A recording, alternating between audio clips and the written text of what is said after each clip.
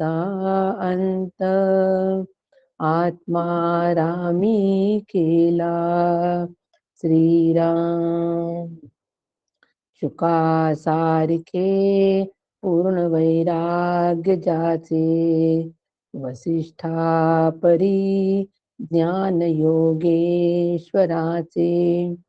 कवी वाल्मिका सारिखा मान्य ऐसा नमस्कार माझा सद्गुरु रामदासा. श्रीराम समर्थ श्रीराम. परमपूज्य श्री गुरु डॉक्टर काका यांना साष्टांग वंदन करते. परमपूज्य मंदाताई यांनाही साष्टांग वंदन करते.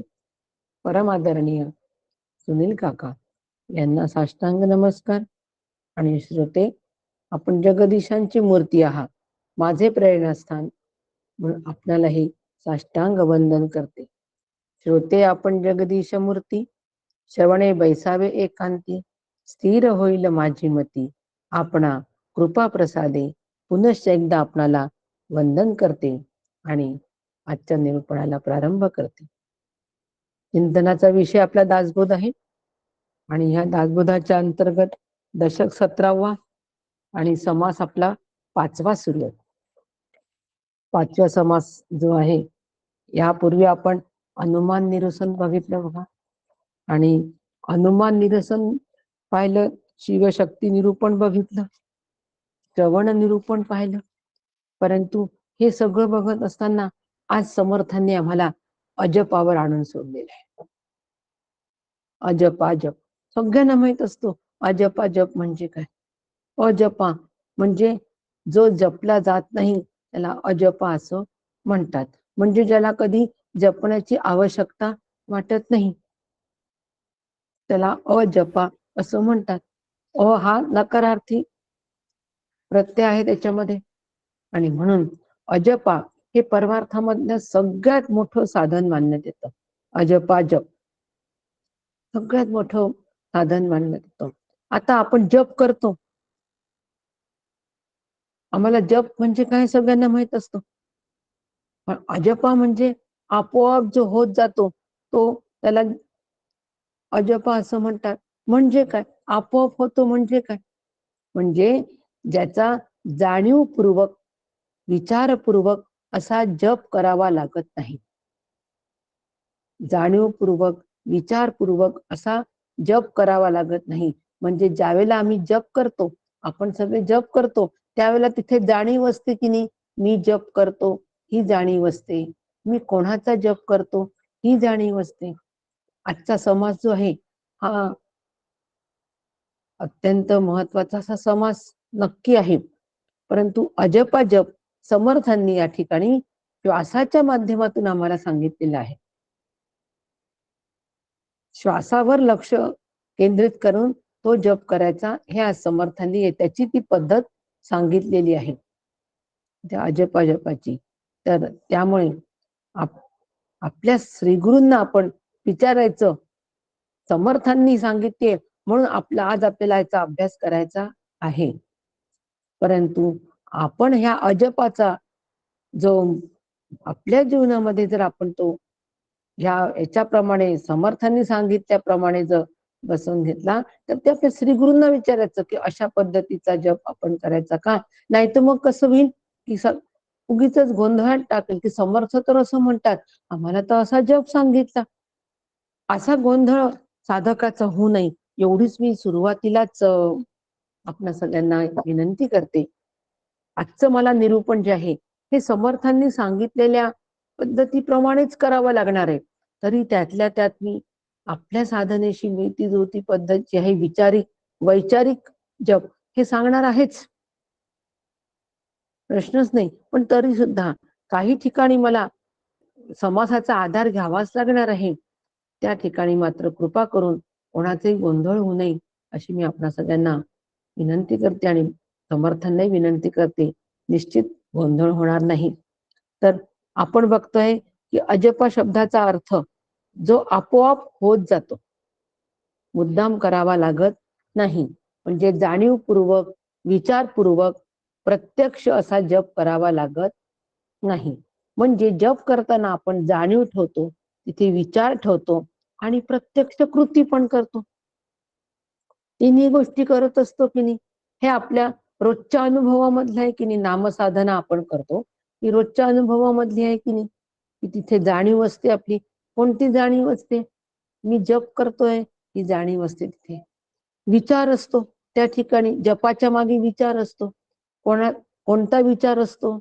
नाम आणि नामी यांचा अभेद आहे. आणि हा नामी जो आहे तो नामी मी आहे, हा संपूर्णपणे त्या ठिकाणी विचार तिथे असतो आणि ह्या विचाराची जाणीव तिथे असते. म्हणून मी जप करतो ही जाणीव असते आणि ह्या विचारांच्या जाणीवेतून आपण तो जप करत असतो आणि प्रत्यक्ष मणी ओढत असतो किंवा तोंडाने म्हणत असतो. जर माळ नाही घेतली तर आपण आपल्या वैखरीने आपला जप सुरू असतो. मग हा जो जप आहे, आपल्याला एखादं नाम म्हणा, मंत्र म्हणा, हे सतत म्हणणे म्हणजे जप असं आपण त्याला म्हणतो. सतत म्हणायचं. चालता बोलता धंदा करिता खाता जेविता सुखी होता परंतु नाम विसरू नये समर्थ म्हणतात. याला आम्ही जप असं म्हणतो की नाही. जो जतन केला जातो तो जप. जप आणि जप या दोन याच्यामध्ये फरक आहे की नाही. नुसत्या एका जच्या उच्चारण्यामुळे वेगळा झाल्यानंतर लगेच त्यात अर्थामध्ये किती फरक पडतो. जर जप म्हटला तर तो काय होतं, जप म्हटला तर ते नामस्मरण होतं आणि जप म्हटलं तर नीट सांभाळून ठेव. सोन्याची वस्तू नीट जप, आपले नाव नीट जप. आता हे जे आपण जप म्हणतो, हे जप म्हणजे सांभाळून ठेवणे आणि हा जप म्हणजे जो म्हटला की तो त्या नामस्मरणामध्ये त्याचा अंतर्भाव होतो. पण ही व्याख्या आम्ही आमच्या सोयीने केलेली आहे जपाची. परंतु शास्त्राची व्याख्या काय आहे? जपाची व्याख्या ही आपल्याला पाहायला पाहिजे. हा आम्हाला अजपावर यायचं आहे तर आधी जप म्हणजे काय हे माहित पाहिजे. कशाला जप म्हणायचं का? इकडे आपली अंतःकरण वृत्ती सगळीकडे माला फिरे कर्मे मन फिरे जगमाही संतांनी म्हटलंय. म्हणजे माळ आमच्या हातात फिरते आणि मन आमचं सतत बाहेर फिरत असतं. याला समर्थांनी जप म्हटलंय का? याला संतांनी जप असं म्हटलंय का? चालता बोलता धंदा करिता खाता जेविता सुखी होता असं म्हणत असताना आम्ही हे सगळं करतो आणि नामस्मरण पण करतो. टीव्ही पाहताना पण आमचं नाम सुरूच असतो असं म्हणतो. खाता जेविता सुखी होता, खातानाही आमचं नामस्मरण सुरू असतं. परंतु एखाद्या भाजीमध्ये मीठ कमी झालं तर लगेच ही काय भाजी झाली, आज चव नाहीये, आम्ही खाणार नाही, लगेच आपला पारा चढतो की नाही. सगळ्यांचाच अनुभव आहे हा. मग जप आपला सुरू आहे काय, याचा अर्थ जप चालू आहे का? नुसतं वैखरीने मेकॅनिकल प्रोसेस सुरू आहे, यंत्रवत तो जप चालू आहे आणि आमचं अंतःकरण मात्र त्या जपात नाही. आमचं अंतःकरण त्या जपात अजिबात नाही.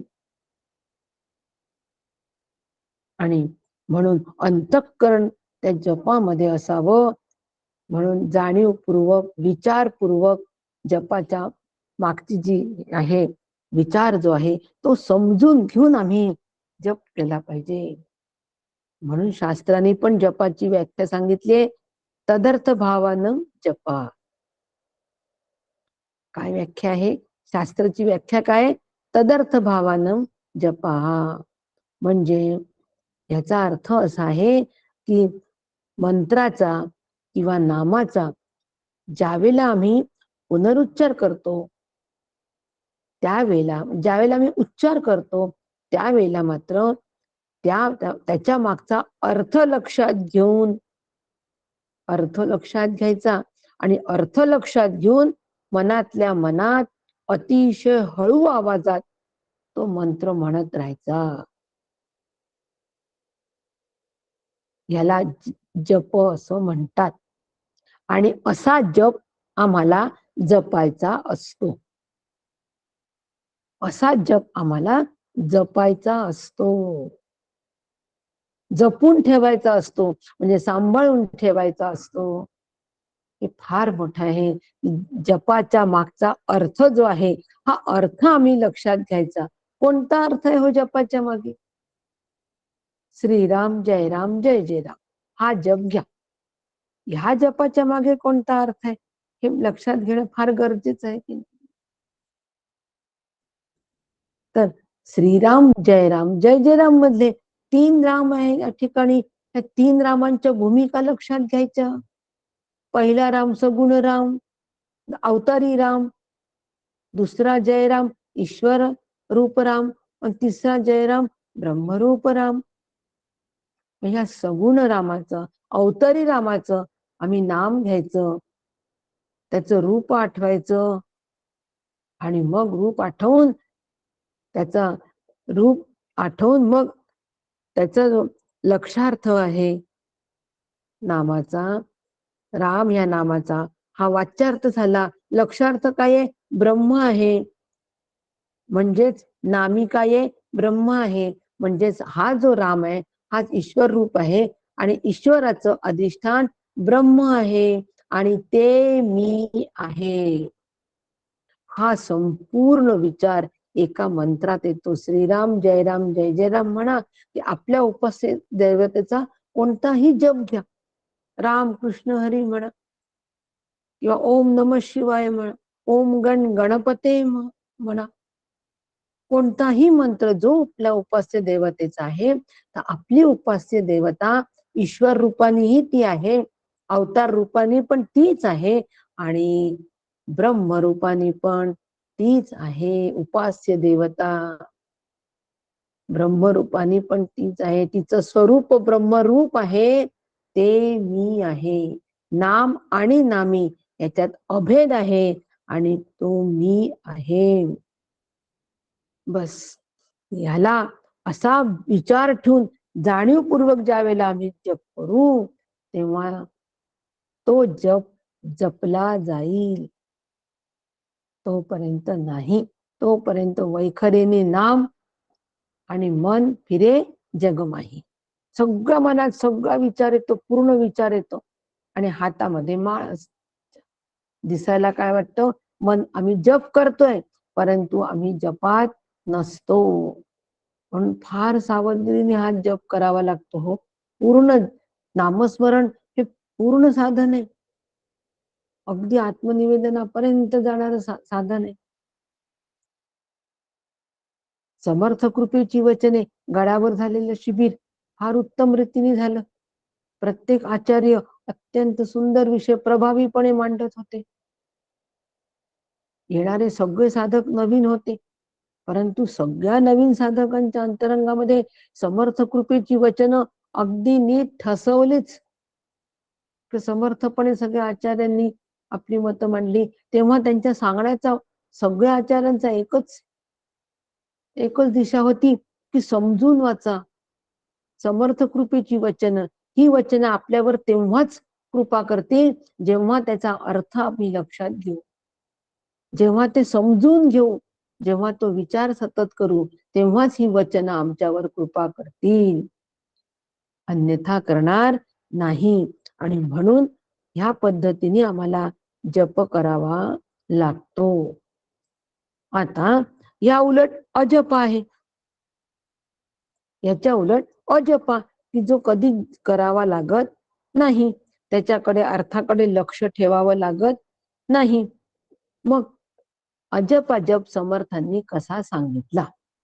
विषय आपला हा अजप समर्थांनी कसा सांगितला? तर समर्थांनी हा जप आपल्या श्वासावर सांगितलाय. मनुष्याचा श्वास सुरू असतो की नाही? 24 तास सुरू असतो की नाही? तो बंद पडला असं कधी होतं? आणि ज्या दिवशी बंद पडला त्या दिवशी काय होतं हेही आपल्याला चांगलं माहिती. त्यामुळे आपल्या दिवसभर होणाऱ्या श्वास आणि उश्वास जेवढा होतो, जेवढी त्याची संख्या असते श्वास आणि उश्वासाची, तितका हा जप आपण न करता आपला होतो. प्रत्यक्ष उच्चार पण करावा लागत नाही, विचार पण करावा लागत नाही आणि त्याच्या पाठीमागे कोणतंही नियोजन नसतं, पण हा जप होत असतो. श्वासाच्या माध्यमातून, श्वास आणि उश्वास याच्या माध्यमातून होणारा जो जप आहे त्याला अजपा जप असं म्हणतात. श्वास आता आपण असं म्हणतो का कधी की थांबा आता माझी की नाही श्वासोश्वास घ्यायची वेळ झालेली आहे, म्हणजे श्वास घेणं आणि सोडणं याची वेळ झालेली आहे असं आपण कधी म्हणतो का? आपण कधीच असं म्हणत नाही की माझी श्वास घ्यायची वेळ झालीये. तो सुरूच, जन्म झाल्याबरोबर प्रक्रिया सुरू झाली हो. ती केव्हा थांबते सगळ्यांना माहितीये, वेगळं सांगायला नको, परंतु ती सुरू असते. त्यात एवढी सहजता असते की आपण हे सहज विसरतो की आमचे श्वास आणि उश्वास चालू आहे, श्वास घेणं श्वास सोडणं चालू आहे, हे आम्ही अगदी सहज विसरतो, कारण त्याला एवढी सहजता आलेली असते. आणि मग ज्या गोष्टीला एवढी सहजता आलेली आहे, जे इतकं नियमित आहे, जी क्रिया एवढी नियमित आहे, जिला एवढी सहजता आलेली आहे, त्या क्रियेशी आपण जर जोडून घेतलं तर आपलं कल्याण होत, नक्की होतं. म्हणून मग संतांनी काय केलं, ह्या क्रियेशी, श्वासोश्वास ह्या क्रियेशी स्वतःला जोडून घेतलं, साधन जोडून घेतलं, म्हणजे ते साधन आता आपोआप होईल आणि आम्हाला जपाचा जो परिणाम आहे त्या परिणामाला आम्ही नक्कीपणे प्राप्त होऊ. संतांनी केलेली ही एक युक्ती आहे. अजपा जप ही संतांनी आम्हाला सांगितलेली युक्ती आहे की बाबा रे तुझा अखंड जप तसा होत नाही. होतो का आपला अखंड जप? अजिबात होत नाही. काहीतरी मध्ये व्यत्यय येतातच. ऑफिसमध्ये जावं लागतं त्यावेळेला आमचा जप खंडित होतो, कोणाशी बोलतो त्यावेळेला आमचा जप खंडित होतोच, काही ना काही निमित्ताने जप खंडित होतोच. परंतु श्वासावर जर आम्ही लक्ष ठेवून जप केला तर तो मात्र खंडित अजिबात होत नाही. फक्त आम्हाला लक्ष ठेवावं लागतं, तेवढं काम करावं लागतं. आणि ह्याचं सगळं जे आहे ते सगळं निरूपण याच्यामध्ये दिलेलं आहे. आणि म्हणून समर्थांनी सुरुवातच अशी केलेली आहे, 21 सहस्त्र सासे जपा, नेमुनी गेली ते अजपा, विचार पाहता सोपा सगळं काही. म्हणजे श्वासोश्वासाची एक विशिष्ट संख्या इथे दिलेली आहे. 21 सहस्त्र सासे जपा म्हणजे 24 तासामध्ये माणूस 21,600 वेळा श्वासोश्वास घेतो. आता ही संख्या अगदी करेक्ट आहे असं म्हणायचं का हो आम्ही? साधारणपणे सरासरी काढून दिलेली आहे आम्हाला. कोणाचं तरी अनम्यूट झालंय, बाकीच्यांना इको येत असेल. धनश्री आहे का? धनश्री, धनश्री ताई, हा धन्यवाद, धन्यवाद धनश्री ताई. बाकीच्यांना इको येईल. विषय महत्वाचा आहे, पण परत आपणा सगळ्यांना विनंती करते की कोणीही या विषयामध्ये गोंधळून जाऊ नका, अजिबात गोंधळून जाऊ नका. जर शंका असतील तर मला नक्की विचारा आणि श्री गुरूंना पण अगदी बिलकुल विचारू शकता. मी हा जो अजपा जप सांगते हा समर्थांच्या या समासाच्या अनुषंगिक विषय मांडते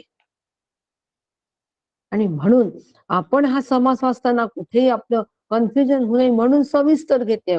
2 दिवस नक्की लागतील, आजचा आणि उद्याचा दिवस, परंतु हा समास पूर्णपणे मोकळा झाला तर ठीक आहे, नाही तर मग आपल्या सगळ्यांचं गोंधळ उडायला नको.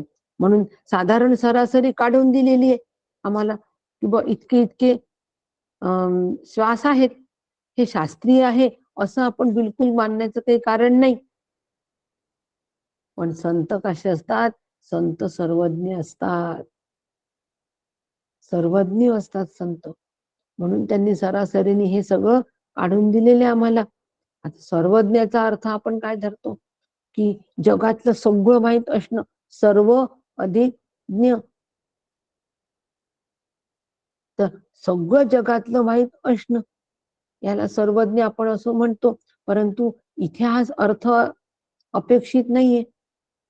इथे आहे की ह्या सगळ्या विश्वाचं कारण जो जाणतो ते कारण काय आहे, ते ब्रह्म हे कारण आहे. हे जो जाणतो त्याला सर्वज्ञ असं म्हणतात. म्हणजे एक सोनं जाणलं की सगळे अलंकार जाणल्यासारखे होतात की नाही.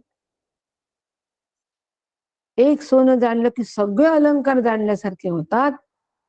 त्याप्रमाणे एक ब्रह्म जाणलं की सगळं जाणल्यासारखं होतं.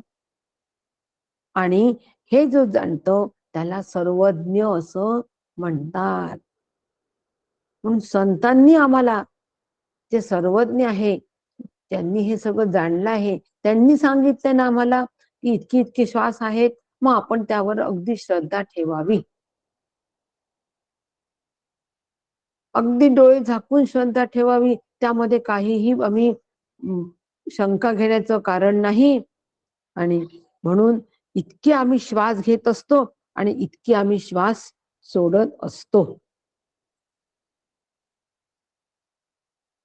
हे पक्क आहे. आणि म्हणून समर्थ म्हणतात, मुखी नासिकी असी जे प्राण, तयास अखंड येणे जाणे, याचा विचार पाहणे सूक्ष्म दृष्टी.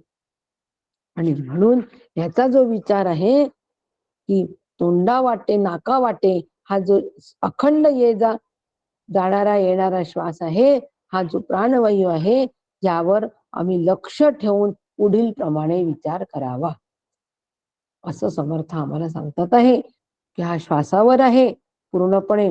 श्वास कधी थांबले असं होत नाही. पण आपण श्वास मोजतो का? मोजत पण नाही की एक श्वास, दुसरा श्वास, तिसरा श्वास असं नाही. ती होणारी अत्यंत सहज गतीने होणारी प्रक्रिया आहे. म्हणून त्या सहज चालणाऱ्या गाडीमध्ये आपण बसावं, म्हणजे आपण सहज तिथे जाऊन पोचतो. अत्यंत नियमित असणाऱ्या गाडीमध्ये बसलं तर आपलं जाणं होतं नियमितपणे. नाही तर अनियमित गाडीमध्ये बसलो, जी कधी एक दिवस असते, कधी 2 दिवस असते, कधी अर्ध्याच रस्त्यापर्यंत जाते, आपणही आपल्या मुक्कामावर पोहोचू शकत नाही. त्याचप्रमाणे या श्वासाचा आहे, हा अतिशय नियमित असल्यामुळे यावर संतांनी आपल्याला नामस्मरण देऊन दिलं. मग त्यासाठी संतांनी काय केलं की आता इथे अजप समजवणं, हा सूक्ष्म कसा आहे अजप हे समजवण्यासाठी आम्हाला या ठिकाणी एक संगीताचा दृष्टांत दिला. संगीताचा एक या ठिकाणी दृष्टांत दिला की अजप हा अतिशय सूक्ष्म आहे. कसा सूक्ष्म आहे? तर मुळी पाहता एकच स्वर, त्याचा तार मंद्र घोर, त्या घोराहून सूक्ष्म विचार अजपाचा. आता हा अजपाचं स्वरूप किती सूक्ष्म आहे. म्हणून समर्थांनी या ठिकाणी एक संगीतामधलं उदाहरण दिलं आहे. जे संगीतप्रेमी असतात, जे त्याच्यातले ज्ञाते असतात, त्यांना हे माहिती आहे की संगीतामध्ये ज्या वेळेला 3 स्वर असतात, एक तार सप्तक असतो म्हणजे जो उंच अगदी, एक मंत्र म्हणजे मध्य असतो, आणि एक घोर म्हणजे अगदी खालचा असतो. 3 असतो म्हणजे सा उंच लावायचा, मंद मध्ये सा, आणि घोर घोर सप्तक मध्ये सा. एकच सा 3 याच्यामध्ये गाता येत. लक्षात आलं? नीट उदाहरण लक्षात घ्या. कशासाठी बघतोय आपण की सूक्ष्मता किती आहे, जपाची सूक्ष्मता बघण्यासाठी. आता जो खालच्या पट्टी, आता आपल्याला तार मंद मध्य समजत नाही, एक वरची पट्टी, खूप उंच पट्टी ती समजते. पण समजते की नाही सगळ्यांना? समजते. एक मध्यम पट्टी, मधल्या ह्याच्यातली पट्टी ती समजते की नाही? समजते. एक एकदम खालची पट्टी असते, पडलेला आवाज, ती समजते. आता पण तिन्ही तिन्ही स्वर समजले की नाही. आता ते तार मंद ते राहू दे, शास्त्रीय भाषा आपल्याला कळत नाही, आपण आपल्या भाषेमध्ये करून घेऊ त्याला. आता ह्या स्वरामधला जो घोर शब्द आहे की नाही, घोर याच्यामधला म्हणजे अगदी खालच्या याच्यामधला जो स्वर आहे सा म्हणून,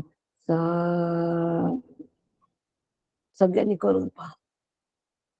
हा अगदी सूक्ष्म याच्यामध्ये जातो असा.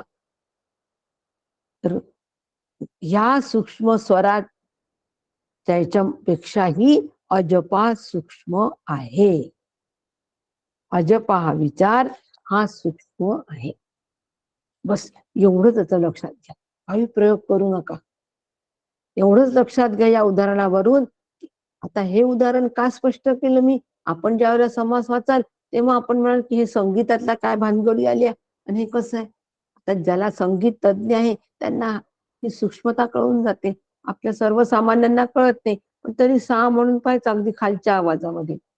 मग आता असं लक्षात येईल की हे जे सूर आहेत, हे जे स्वर आहे, हे स्वर तेही समर्थांनी सांगितलं पहा. थोडा कंटाळवाणा समास होईल, परंतु थोडस माहितीच्या दृष्टीने पण जर आपण लक्षात घेतलं तर काय काय हरकत आहे. थोडा इंटरेस्ट पण आपल्याला येईल. असावी सगळी माहिती असावी आपल्याला. म्हणून हा जो स्वर आहे ना, कोणता जो सूक्ष्म स्वर आहे हा हा स्वर नाभी आणि हृदय याच्या मध्यातून निघतो. नाडी आणि हृदय, नाभी आणि हृदय याच्या मध्यातून हा स्वर निघत असतो. परे वाचेहुनी अर्थे आणि पश्यंती खालते, स्वरांचे जन्मस्थान ते तेथुनी उठे. पाचवी ओवी बघा याच्यातली. परे वाचेहुनी अर्थे, परे वाचा म्हणजे कुठे असते? नाभीमध्ये असते की नाही? परेचं स्थान नाभीमध्ये असतो. आणि पश्यंती खालते म्हणजे हृदय, पश्यंती म्हणजे हृदय. तर त्याच्या खाली म्हणजे हृदय आणि नाभी याच्या मध्ये तिथून हे स्वर निघत असतात. तिथून हे स्वर निघत असतात. आता हे शरीरशास्त्राप्रमाणे ही रचना नाहीये, योगशास्त्राप्रमाणे आहे. एवढं लक्षात ठेवायचं. म्हणून थोडीशी माहिती म्हणून लक्षात ठेवा, हे नंतर विसरून जा. फार माहिती नसली तरी चालेल, पण त्या ओवीमध्ये ती माहिती दिली असल्यामुळे हे सगळं मला सांगावं लागणारच आहे आज. तुम्हाला ऐकावं लागणार आहे. समर्थांनी ज्या अर्थी दिलाय त्या अर्थी निश्चित याच्यासाठी आपल्यासाठी हा फायदा आहे. मग निघणारा हा स्वर, प्रत्येक स्वर नाभी आणि हृदय याच्या मधून निघत असतो. मग ह्या स्वरांकडे आपण शक्ती केंद्र म्हणून, ह्या चक्रांकडे आपण शक्ती केंद्र म्हणून पाहायचं. ही जी चक्रे आहे याच्याकडे शक्ती केंद्र आहे ते, आणि याच्यातून ही शक्ती निघते. बस एवढंच बघायचं. आता त्याच्यावर आम्हाला मन एकाग्र, चित्त एकाग्र करायचं. योगशास्त्र सांगतं की ह्या चक्रावर चित्त एकाग्र करायचं, आणि मग आपल्याला त्या केंद्राचे अनुभव येतात. हे सगळं योगशास्त्र सांगतंय. म्हणून हृदय, नाभी आणि हृदय यांच्यामध्ये जे स्वराचं उगमस्थान आहे, कशासाठी उगमस्थान सांगितलं? तर नाभी आणि हृदय याच्यामध्ये जे उगमस्थान आहे हे स्वरांचं, त्याच्याही आतून अजपाचा उगम आहे. एवढा सूक्ष्म तो आहे. आता ज्यावेळेला आम्ही अगदी खालच्या स्वरामध्ये गाणं म्हणतो ना, तेव्हा तो स्वर कुठून निघतो हे संगीत तज्ञांनी बघावं. त्याच्याही पेक्षा सूक्ष्म अजपा आहे. म्हणजे एवढा तो सूक्ष्म आहे, एवढंच त्याचं हे आहे. तो असणारा जो स्वर आहे अजपापासून तो स्थूल आहे. कोणता? जो नाभी आणि हृदयाच्या मधून जो स्वर निघतो सा, हा पण स्थूल आहे, त्याच्याही पेक्षा अजपा सूक्ष्म आहे. आणि मग ह्या अजपाची आम्हाला जाणीव करून घ्यायची आहे. लक्षात आलं? अजपा जप हा अत्यंत सूक्ष्म आहे, एवढंच लक्षात ठेवा. आणि तो सूक्ष्म कसा आहे यासाठी समर्थांनी आम्हाला संगीतामधलं उदाहरण दिलंय, एवढंच लक्षात ठेवा. जास्ती लक्षात ठेवायची गरज नाही, नाहीतर मग सगळे प्रयोग करतील नाभी आणि हृदयाच्यातून स्वराची उत्पत्ती कशी होते आणि नको ते प्रयोग करतील. एवढंच याच्यातून लक्षात ठेवायचंय की हे आम्हाला उदाहरण सूक्ष्मतेसाठी दिलेलं आहे की अजप अजप याही पेक्षा सूक्ष्म आहे.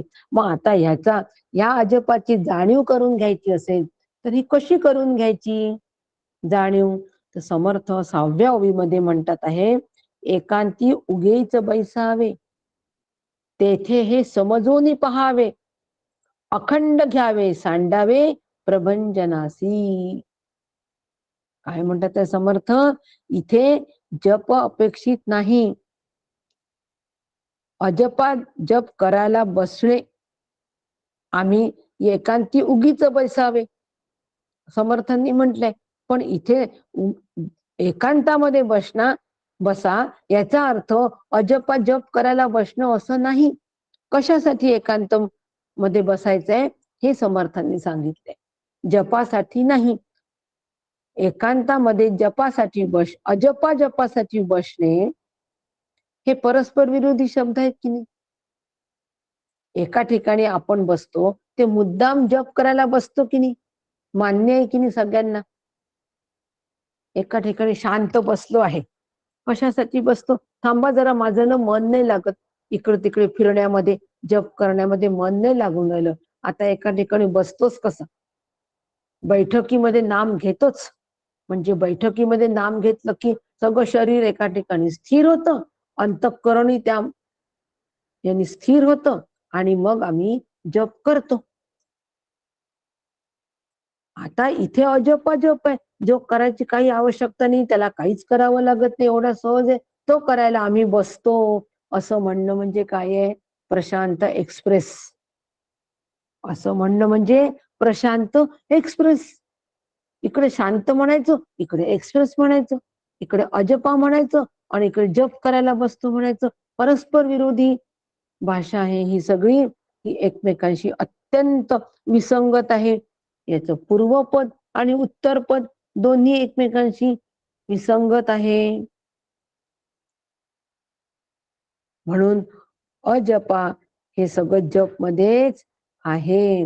या ठिकाणी ह्या अजपामध्ये जाणीवपूर्वक जप अपेक्षित नाही. मी अजपा जप करतो ही भाषा सुद्धा चुकीची आहे.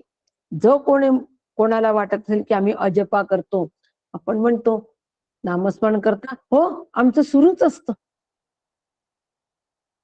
आमचं सुरूच असतं असं आपण सहज उत्तर देतो. आपल्याला कितीतरी उत्तर असे मिळतात, आमचं चालूच असतं, ते सगळ्या वेळेला सुरूच असतं. हो का? बापरे. मग अपेक्षित परिणाम तो काहीच नाही, जप चालू आहे पण त्याचा आमच्यावर काही परिणाम अजिबात नाही, कारण तो फक्त वैखरीनीच असतो, तो आतमध्ये गेलेलाच नसतो, मध्यमा पश्चंती परेपर्यंत पोचलेलाच नसतो. मग कसा परिणाम अपेक्षित होणार आहे? नुसता वरवरचा जप. सुनील काकांनी आता समर्थ कृपेची वचने शिबिरामध्ये प्रवचना अंतर्भावामध्ये सांगितलं की आमचे सगळे जप हे वरवरचे असतात, आम्ही वरवर जप करतो, पण नेमका जप कसा करायचा हा कोणालाच माहित नसतो. आणि त्या वाक्याने सगळ्या नवीन आलेले साधक गडबडले आणि रात्री मग आम्ही आत्मचर्चेसाठी बसलो होतो, तिथे आले सगळे विचारायला, आमचा वरवरचा जप आहे, मग जप कसा करायचा सांगा. कृपा, समर्थांची कृपा झाली हो. मनामध्ये प्रश्न आला कसा करायचा जप, वरवरचा जप आहे तर आतमध्ये खोलात जाऊन कसा जप करायचा, कृपा समर्थांची. आता त्या वचनांची कृपा झाली की नाही? नक्की झाली. त्यांना सांगितलं समजून व्यवस्थित कसा नामस्मरण करायचं ते. आणि अशा पद्धतीने हा जो जप आहे, अजपा ही अजपाला आम्ही बसतो ही भाषा चुकीची आहे, म्हणून अजपाचं नेमकं स्वरूप समजून घ्या, म्हणजे मग आपण अशा चुकीने काही बोलणार नाही. आणि सहज सोपा असलेला अजपा जो आहे हा अत्यंत कठीण होऊन बसतो मग आम्हाला. आणि म्हणून समर्थ आम्हाला काय म्हणतात आहे की एकांतात बसा. एकांती उगेच बैसावे, उगेच बैसावे, उगीच नाही म्हंटल समर्थांनी. गवर वेला हे नाहीये, वेलांटी नाहीये, गवर मात्र आहे उगेच बैसावे, म्हणजे एकांती शांत बसा आणि शांत बसून सगळं आधी समजून घ्या. समर्थ म्हणतात आहे आज आपण सगळे एकांतीमध्ये बसलो की नाही, कशाचा तरी आपल्याला व्यत्यय आहे का? 9 ते 10 वेळ तशी व्यत्ययाची नाही, सगळे व्यवहार दिवसभरचे आटोपलेले आहेत. फक्त निद्रा देवी मध्ये मध्ये त्रास देते, त्याला इलाज नाही, तिला म्हणा थांब थोडीशी, जरा बाहेर बस थोडी, येतोच आम्ही 1 तासामध्ये पटकन. म्हणून एकांत बैसायचं आणि सगळं नीट समजवून घ्यायचं. एकांत अजपा जप काय ते अखंड घ्यावे, सांडावे प्रभंजनासी. आणि श्वासोश्वासाचे मूळ जे आहे हे समर्थ सांगतात आहे, याची खात्री करून घ्यायची. आणि त्यासाठी स्वरांचा उच्चारही सुरू होतो ही प्रचिती घ्यायची आणि म्हणून एकांतात बसायचं. आलं लक्षात? या ओवीचा अर्थ, 6व्या ओवीचा अर्थ एकांतात तेवढ्यासाठी बसायचं. एकांतात जप करायला बसायचं नाही, अजपा जप करायला बसायचं नाही, चुकीचं आहे सगळं, व्याघात दोष. एकांतामध्ये आम्ही समजून घेण्यासाठी बसायचं. मग आता माझ्या अंतःकरणाची सगळी दारं बंद असली पाहिजे, पाहिजे की नाही? 5 विषयांची 5ही दारं बंद असली पाहिजे. आणि एकच फक्त दार आमचं मुलं असावं, ते समजून घेण्याचं, बुद्धीच्या स्तरावर समजून घेण्याचं ते बुद्धिदार महाद्वार, त्याला काय म्हणतात? महाद्वार. तेवढं ठेवावं हो. आणि त्याच्यामधून ते समजून घ्यावं, सगळं तत्वज्ञान तिथून आलं पाहिजे. कुठून? बुद्धीच्या दारातून आलं पाहिजे सगळं तत्वज्ञान. तेव्हा मग ते आतपर्यंत जातं. मनाच्या द्वारातून आलं तर काय होतं? मन चंचल आहे, ते अगदी झोका खात येतो, ते तत्वज्ञान झोका खात येतो. करू की करू नको, करू की करू नको, संकल्प विकल्प. म्हणून ते बुद्धीच्या महाद्वारातून तत्वज्ञान येण्यासाठी आम्हाला स्वस्थ बसावं लागेल, ती बुद्धी स्थिर करावी लागेल. कुठे? आत्मविचारावर. आणि अशी ती स्थिर करून मग आम्हाला अजपाजप काय आहे हे लक्षात घ्यावं लागेल. म्हणून समर्थ म्हणतात 7व्या ओवीमध्ये, एकांती मौन्य धरून बसे, सावध पाहता कैसे भासे, सोहम सोहम ऐसे शब्द होती. एकांती मौन्य धरून बसे म्हणजे एकांतामध्ये बसा, निर्जन स्थानी बसा, अगदी शांततेच्या ठिकाणी बसा. आणि अशा एकांतेच्या शांत ठिकाणी जर आपण बसलो आणि मग आता मात्र श्वासोश्वासावर आपलं लक्ष केंद्रित करा. झाला आता अभ्यास सुरू, अजपाचा अभ्यास सुरू झाला. लक्ष केंद्रित करा कशावर? श्वासावर, जो नित्य आहे, सतत आहे, अनु आहे, त्याच्यावर लक्ष केंद्रित करा. आणि लक्ष केंद्रित केलं की लक्षात येईल की आम्ही श्वास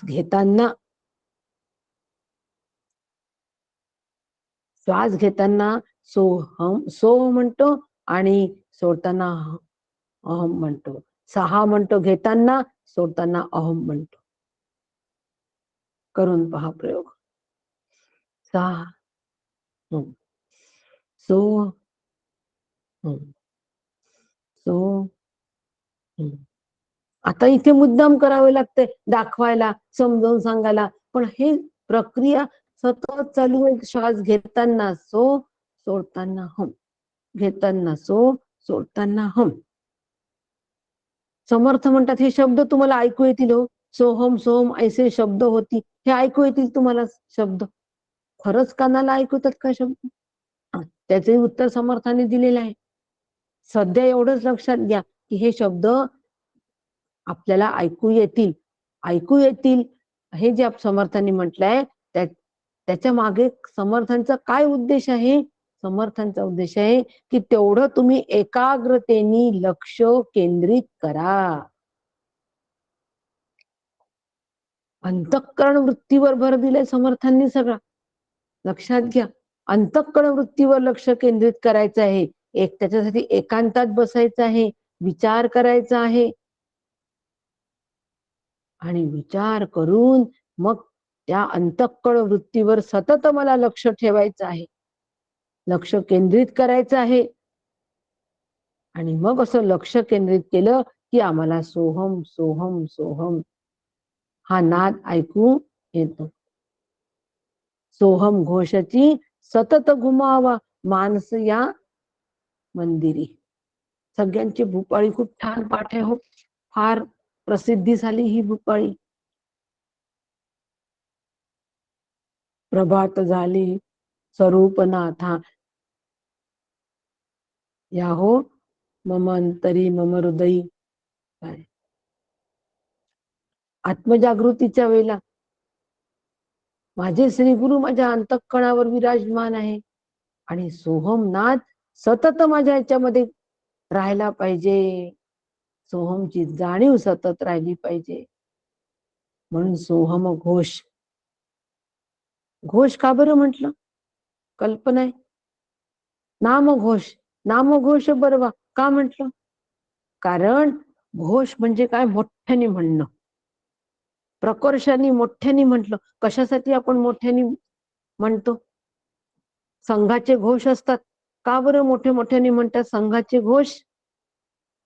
ते ऐकू आले पाहिजे, कानातून ते आतमध्ये शिरले पाहिजे, अंतःकरणापर्यंत गेले पाहिजे, तिथे ते रुजले पाहिजे. म्हणून मोठ्याने नामघोष करायचा असतो. आमच्या सगळ्या दार खिडक्या उघड्या असतात. 5 ज्ञानेंद्रियांच्या कर्मेंद्रियांच्या दार खिडक्या उघड्या असतात. मग दार खिडक्या उघड्या असल्यानंतर आम्हाला नामघोष ऐकू येईल का? अजिबात ऐकू येणार नाही. आम्ही काय आहो? आम्ही बहिरे झालेले आहो. म्हणून आम्हाला आधी सगळे दार खिडक्या बंद कराव्या लागतील, मग तो घोष आम्हाला ऐकू येईल. समोरून डीजे जातो, आपल्या घराच्या समोरून आपली सिरियल चालू असते, आपण म्हणतो जरा दार खिडक्या बंद करा हो. त्या डीजे मुळे आम्हाला आमचं आतमधलं भजन म्हणा किंवा प्रवचन म्हणा किंवा टीव्ही सिरियल ऐकू येत नाही आणि सगळं दार खिडक्या बंद करतो आणि मोठा आवाज करतो टीव्हीचा. बाहेरचं ऐकू येऊ नये म्हणून मोठा आवाज करतो टीव्ही घोष आणि मग सिरियलचा आनंद घेतो. तसा नामघोष अंतःकरणाची सगळी दारं बंद करायची, ते कुठेच गेलं नाही पाहिजे अंतःकरण, फक्त त्या नामामध्येच राहिलं पाहिजे. त्याच्यासाठी एकांत. आणि म्हणून असं जर आम्ही सगळं एकांत घेतला, एकांती मौन्य धरून बसे, सावध पाहता कैसे भासे, सोहम सोहम ऐसे शब्द होती. मग ते सोहम शब्द आम्हाला ऐकू येतील. मग आता आता याच्यामध्ये अशी शंका निर्माण होते की आफ्रिकेमधला एक माणूस घेऊ, निग्रो माणूस, किंवा अमेरिकेमधला कोणता तो माणूस घ्या, दुसऱ्या देशातला माणूस घेतला तर आपल्याला त्यांना सोहम घोष ऐकू येईल का? त्यांनाही श्वास आहेत की नाही? मग त्यांनाही श्वास असताना त्यांना सोहम घोष ऐकू येईल का? समर्थ म्हणतात अजिबात नाही. कारण त्याला एकांतात बसवले आणि शांतपणे अगदी श्वासोश्वास लक्ष ठेवायला सांगितलं तरी त्याला सोहम सोहम ऐकू येणार नाही. का बरं ऐकू येणार नाही? कारण तो सोहमचा संस्कार त्याच्या मनावरच झालेला नाही. म्हणजे सोहमचा संस्कार मनावर करणं गरजेचं आहे. याच्यातला मुख्य मुद्दा कोणता आहे? सोहमचा संस्कार मनावर करणं गरजेचं आहे. मग सोहम म्हणजे काय? सहा. अहम म्हणजे काय? सहा म्हणजे तो आत्मा. अहम मी आहे. तो आत्मा मी आहे. सो हम सो हम हा संस्कार माझ्या अंतःकरणावर जेव्हा होईल तेव्हा आम्हाला श्वासामधून चालू आहे नाम असली जाणीव होईल. तोपर्यंत जाणीव होणार नाही. एखादं वाद्य असतं आपण वाजवतो, टाळच घ्या समजा.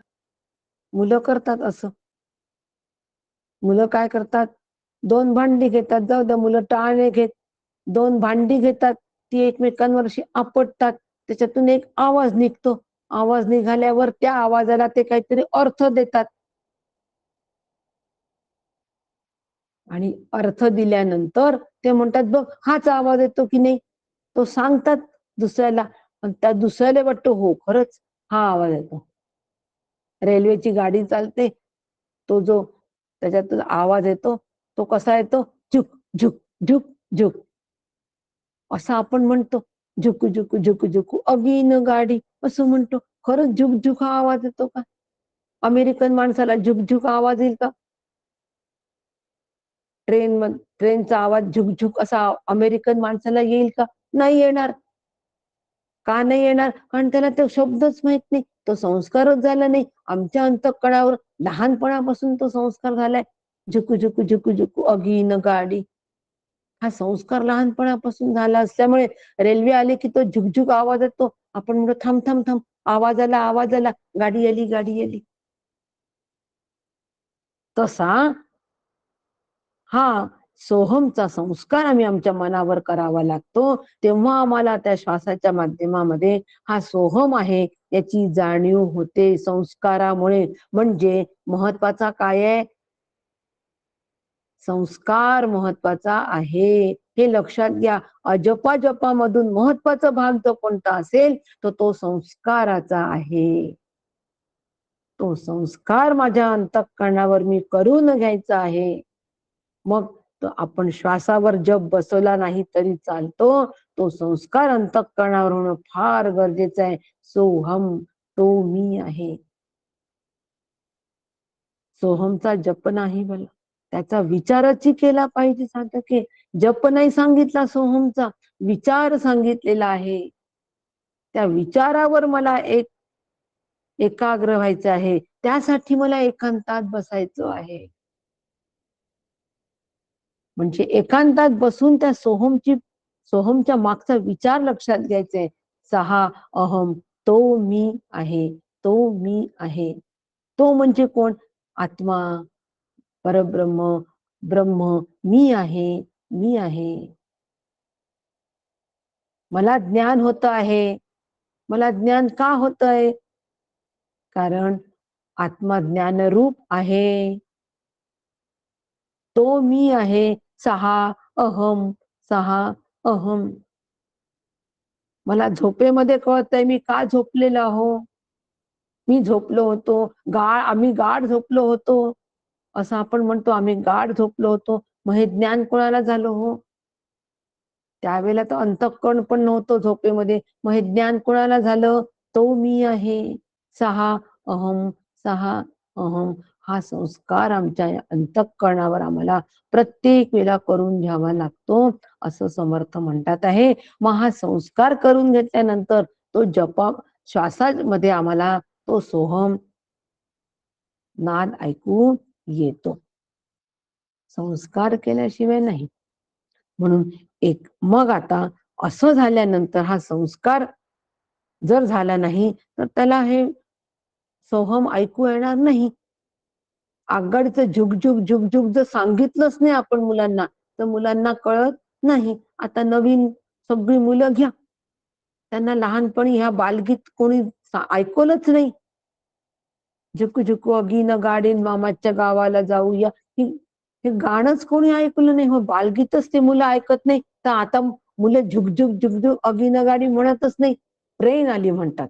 काय म्हणतात मुलं बघा तुम्ही, काळाचा बदल. ट्रेन आली, बुलेट ट्रेन,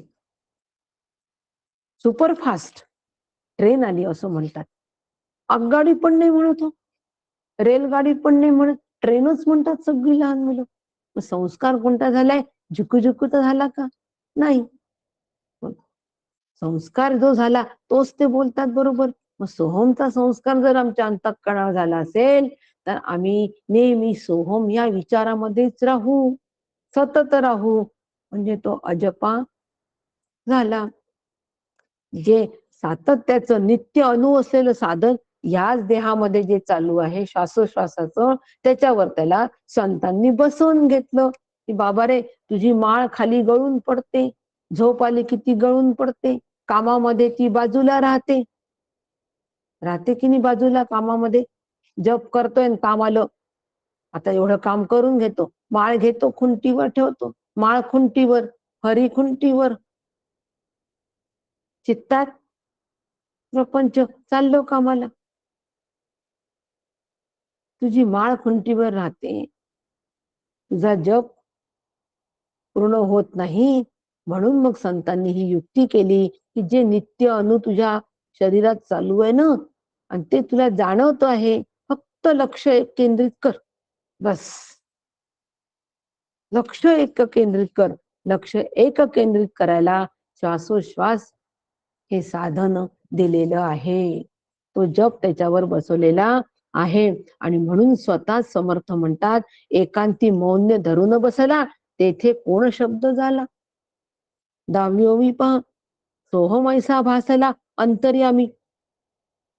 आता काय झालंय, धरिता सो सांडिता हम, म्हणजे श्वास घेताना सो, सोडताना हम, सो हम असं सांगितल्यामुळे काय झालं की हा संस्कार झालेला आहे. आणि हा संस्कार झाल्यामुळे तो सोहम ऐसा भासला अंतर्यामी, तो आमच्या आतमध्ये आहे असा भास आम्हाला होतो, असा भास आम्हाला होतो. म्हणजे साधन श्वासाची सहज लय उपलब्ध असल्याने ते बसवलेलं साधन आहे. हे पक्क लक्षात ठेवायचं, वाक्य लिहून घ्या हो. नाही तर आम्हाला अजपा जप तर आम्ही करतच नाही, आम्हाला करायला पाहिजे, अशा पद्धतीची भाषा सुरू झाली की गडबड, सगळं गडबड. अजपा जप म्हणजे काय, हे समर्थांनी श्वासाचं एक उदाहरण देऊन सांगितलेलं आहे की ह्याला अजपा असं म्हणतात. त्या अजपामध्ये एवढी सहजता आहे, श्वासोश्वास जेवढा सहज आहे तेवढी सहजता या अजपामध्ये असते आणि असावी. मग आपण विचारांच्या माध्यमातून जरी जप केला तरी तो एवढ्या सहजतेपर्यंत यावा, हे समर्थांना त्याच्यामधलं मर्म सांगायचं आहे. मर्म लक्षात घ्या, म्हणजे मग कोणाचा घोटाळा होणार नाही. नाही तर मग आज शैलाताईंनी काय अजपा जपाची साधना दिली नाही, मी नाही दिली. समर्थ समजावून सांगतात आहे त्याचं महत्व. आणि सहज श्वासाची लय उपलब्ध असल्यामुळे ते बसवलेलं साधन आहे, ते बसवलेलं साधन आहे. सोडताना आम्ही घेताना आव्हान करतो, सो म्हणजे आव्हान झालं, सोडताना हम, सो हम, आव्हान केलंय. कशाचं आव्हान केलंय? आवाहन आणि विसर्जन याची भजनाचं लक्षण समर्थ म्हणतात आहे. आव्हान कशाचं केलंय आम्ही? श्वास घेताना आत्मभावाचं आव्हान केलंय, म्हणजे सोहमचं आव्हान केलंय. सहाचं आव्हान केलंय. सहा म्हणजे आत्मा, त्याचं म्हणजे तो आत्मभाव आतमध्ये जागृत होण्यासाठी सहाचं आव्हान केलंय. आणि अहम विसर्जित करण्यासाठी आम्ही अहंकाराचं विसर्जन केलेलं आहे. म्हणजे भजनाला 6 ला म्हणजे ब्रह्मचैतन्याला आव्हान करायचं आणि जीवभाव टाकायचा. जीवभाव टाकायचा. सोहम. श्वासावर ज्या वेळेला ही प्रक्रिया बसते त्यावेळेला ही अशा पद्धतीची आहे. 6 जाणीवपूर्वक लक्षात घ्यायचं आणि विसर्जन त्याचं करायचं. म्हणून देहबुद्धी ते आत्मबुद्धी करावी. तुकाराम महाराज सुद्धा विठ्ठलाशी भांडत होते हो, की घेशी तेव्हा देशी ऐसा तो उदार. अरे बाबा, तू इतका उदार आहे, पण तू आधी घेतो आमच्याकडून. काय घेतो? जीवभाव घेतो आणि मग आत्मभाव देतो. आधी जीवभाव द्यावा लागतो. अहम 6 मध्ये विलीन करावा लागतो. आमचा जो अहंकार आहे हा 6 मध्ये विलीन कसा करायचा? तो मी आहे. मला ज्ञान होतंय कारण मी ज्ञानरूप आहे. मला आनंद येतोय कारण मी आनंद रूप आहे. मी आनंद रूप आहे. मला आनंद येतो, यामध्ये मलावर भर न देता मी आनंद रूप असल्यामुळे मला आनंद येतोय. अशा पद्धतीचा 6 अहम सो हम सो हम हा विचार सतत सतत सतत प्रत्येक कृतीच्या वेळेला चालता बोलता धंदा करिता. मी चालतोय कारण का चालतोय मी? कोणामुळे चालतोय? ब्रह्माची सत्ता आहे अधिष्ठित.